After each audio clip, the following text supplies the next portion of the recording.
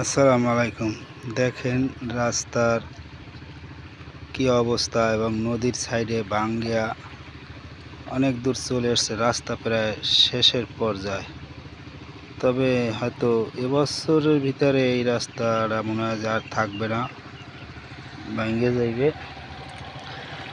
রাস্তায় বস্তা হালাইতে আছে, কাজ করতে আছে ওই বেড়ারা। অনেক মানুষে এখনও বস্তা রাত্রে দেশে, দিনে আবারও দিতে আছে বস্তা। এই অবস্থা দেখেন, বস্তা আর বস্তা, অনেক পরিমাণ বস্তা দিতেছে।